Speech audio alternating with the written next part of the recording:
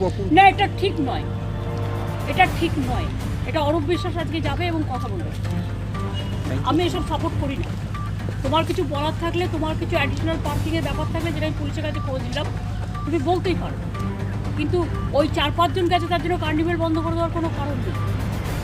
Carnival কমিটিকে আমি বলবো যে আজকে থেকে কার্নিভেল এক্ষুনি থেকে চালু করবে।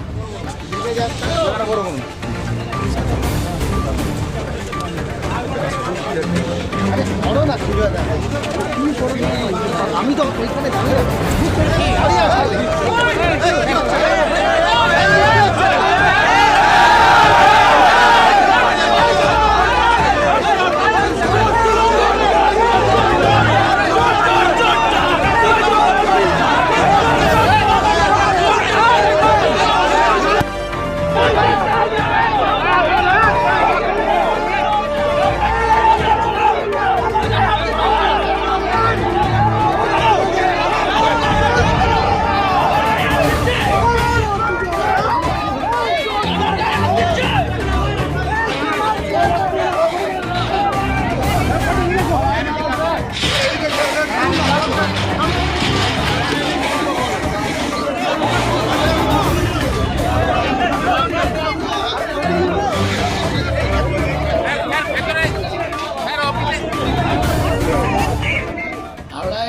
ক্রিসমাস কার্নিভাল নামে যে উৎপাত দুদিন ধরে চলছে সেটা এখন পর্যন্ত কন্ট্রোলে আসছে না।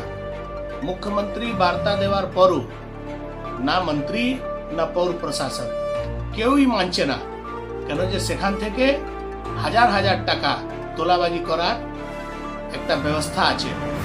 কালকে যেভাবে স্থানীয় বিধায়ক মন্ত্রী তার সঙ্গে পৌর প্রশাসকের ঝামেলা হয়েছে, পৌর প্রশাসক নিজের লোককে বাথরুমে লুকিয়ে দেওয়ার জন্য বাধ্য হয়েছে।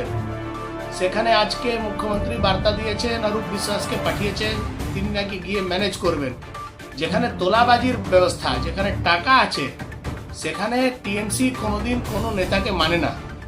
কি যে অরূপ বিশ্বাস আর কে মমতা ব্যানার্জি, টাকার জন্যে সবই বাদ। তার জন্যই বলি এটা তৃণমূল না, এটা তোলামূল। পায়ে পায়ে লেগে গেছে, সেটা নিয়েই হুড়মুড়ির যা ব্যাপার হয় সেটাই হয়েছে। এটা আমাদের এটা যদি আপনারা যেভাবে ব্যাখ্যা করতে পারেন, এটা এত মানুষ একসঙ্গে, ছোট্ট গেট, আমি আসার একদিক থেকে মনোজ, একদিক থেকে ডক্টর সুজয় চক্রবর্তী দুজনেই আসছিলেন, পায়ে পায়ে লেগে গেছে, যা হয় একসঙ্গে হুড়মুড়িয়ে খেয়ে পড়েছে। এটাতে কোনো প্রচেষ্টার কোনো কিছু নেই। আমরা সবাই এক, আমরা সবাই এক, এবং সেটা তো আপনারা দেখছেন যে আমার একদিকে ডান দিকে ডক্টর সুজয় চক্রবর্তী, বাদিকে মনোজ তিওয়ারি, আমরা একসঙ্গেই মেলাকে সাফল্যমণ্ডিত করব। কালকে পরিবারেও কিছু সমস্যা থাকে, আমাদের পরিবারেও একটা সমস্যা ছিল, কিন্তু সেটা অতীত। আমরা এখন এক হয়েই কাজ করছি।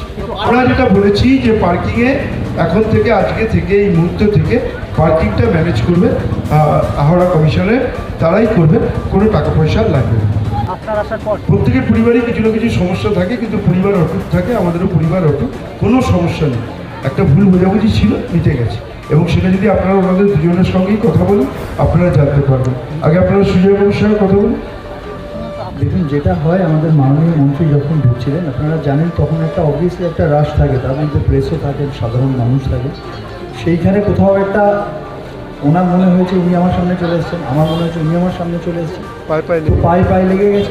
সেই জন্য সেই জায়গাটাকে, ঘটনাটা এরকমই হয়েছে, এর বেশি কিছু হয়নি। এটাকে বেশি করে ফুলিয়ে ফাঁপিয়ে দেখানোর কোনো দরকার নেই।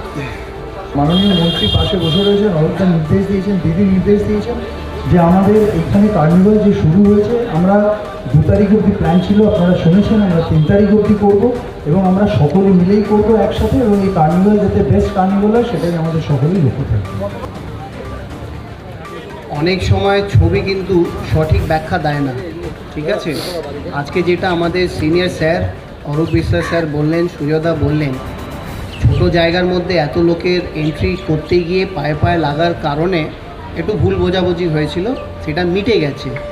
আমরা 3 জন এখন বসে এইখানে আপনাদের কাছে প্রেস কনফারেন্স করছি, এটারই মানে কি আমরা সফলভাবে যা ভুল বোঝাবুঝি ছিল সেটা মিটিয়ে নিয়েছি।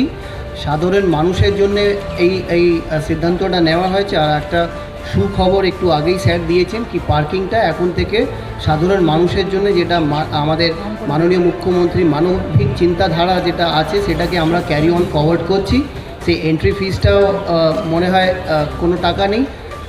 সিমিলারলি পার্কিংও কোনো টাকা নেই। তো এটা ভালো খবর। আমাদের মাননীয় মুখ্যমন্ত্রী সবসময় বলে মানুষের পাশে সবসময় থাকতে হবে, তাদেরকে পরিষেবা দিতে হবে, তাই জন্যে আমরা সবাই মিলেমিশে কাজ করছি।